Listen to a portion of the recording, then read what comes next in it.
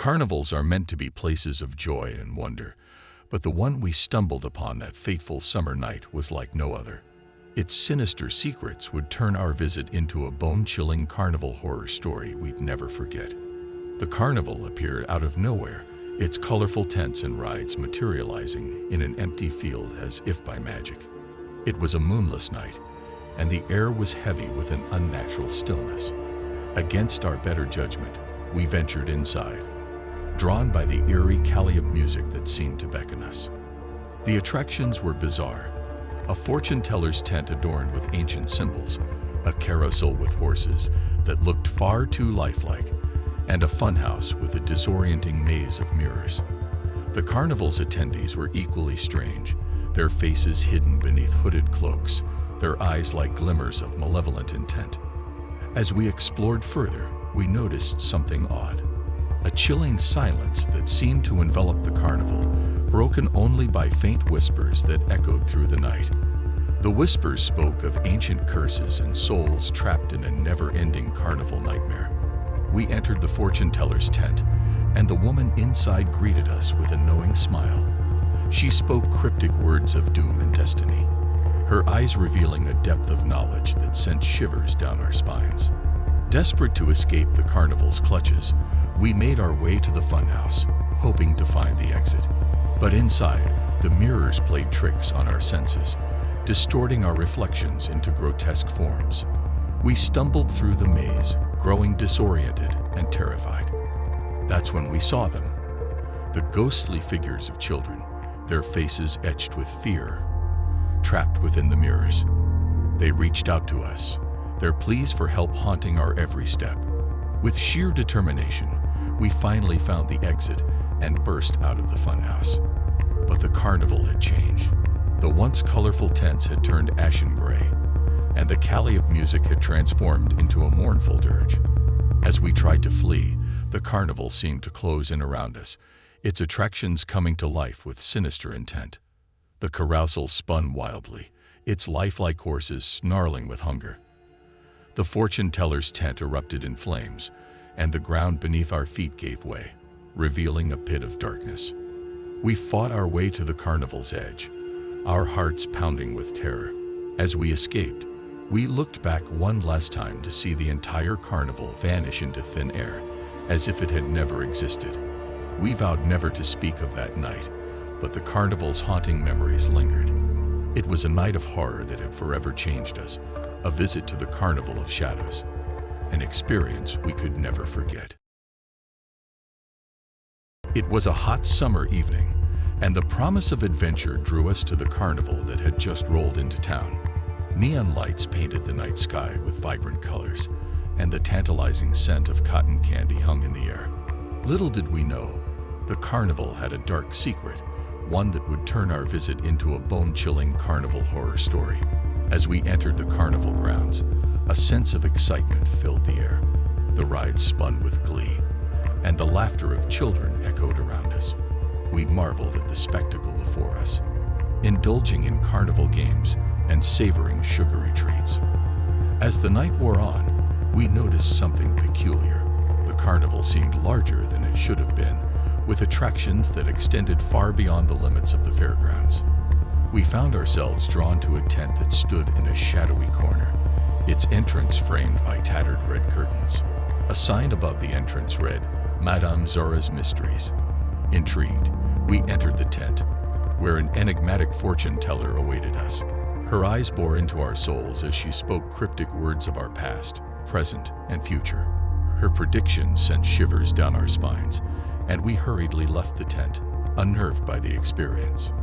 As we continued to explore, we noticed the carnival's attendees were unlike any we had seen before. Their faces were hidden beneath hooded cloaks, their eyes devoid of warmth. They moved silently, as if bound by some unspoken command. The carnival's attractions grew increasingly bizarre, a twisted hall of mirrors that distorted our reflections into grotesque forms, a maze of horrors that seemed to shift and change with each step. We tried to leave, but the carnival's layout had become a labyrinth, with no clear path to the exit. Desperation set in as we realized we were trapped, and the carnival's sinister secrets began to reveal themselves. We heard whispers in the wind, voices of lost souls who had met their end within the carnival's cursed grounds. They spoke of a malevolent force that hungered for more souls to join its twisted collection. As we pressed on, the carnival seemed to come alive with malevolence. The ride spun out of control. The carousel horses became nightmarish beasts, and the once cheerful laughter of children turned into chilling screams. In a final, desperate bid to escape, we stumbled upon a hidden passage that led us to the heart of the carnival, a tent that radiated a malevolent energy. Inside, we discovered a grotesque tableau of mannequins dressed in the attire of carnival goers from decades past, their lifeless eyes watching us with a sinister intent.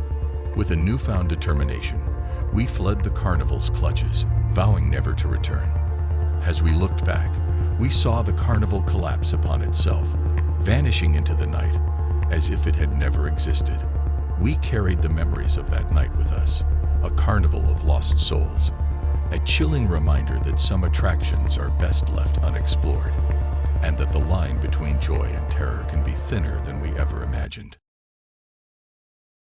It was a warm summer night, and the carnival had arrived in our small town, casting a spell of excitement over everyone. The bright lights, cheerful music, and the enticing aroma of popcorn drew us like moths to a flame. Little did we know that beneath the carnival's colorful exterior lurked a chilling secret, one that would turn our visit into a terrifying carnival horror story.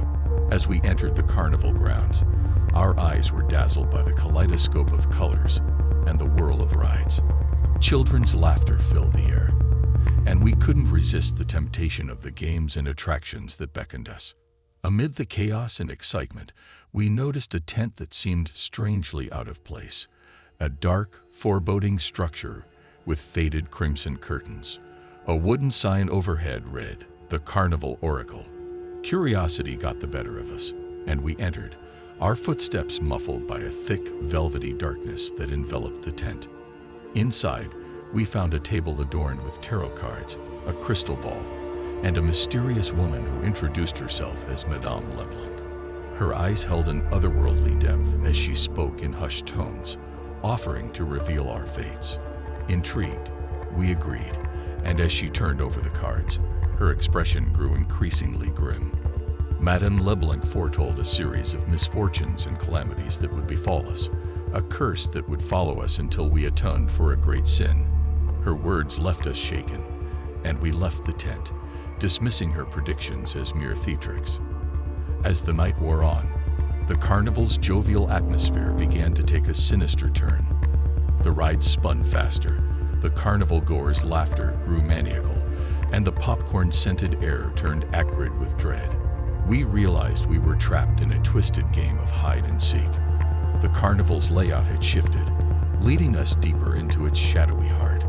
We encountered disturbing attractions, a hall of mirrors that reflected grotesque versions of ourselves, a maze of horrors that seemed to shift with each step, and a carousel where the horses seemed to writhe with malevolence. Desperation set in as we attempted to find an exit, but the carnival's tricks confounded us at every turn. The laughter around us became mocking, the neon lights oppressive, and the whispers of those who had met their doom in the carnival haunted our every step. In a final bid for freedom, we stumbled upon a hidden passage that led us to the heart of the carnival, a tent that radiated an unholy energy. Inside, we discovered a chilling tableau, a collection of eerie wax figures, frozen in poses of terror, dressed in the attire of past carnival goers. It was as if the carnival had claimed their souls. With terror in our hearts, we fled the carnival, vowing never to return. As we looked back, we saw the carnival's sinister facade crumble into darkness, vanishing as if it had never existed. We carried the weight of Madame Leblanc's curse with us, a chilling reminder that some experiences are better left unexplored, and that the line between merriment and horror can be disturbingly thin.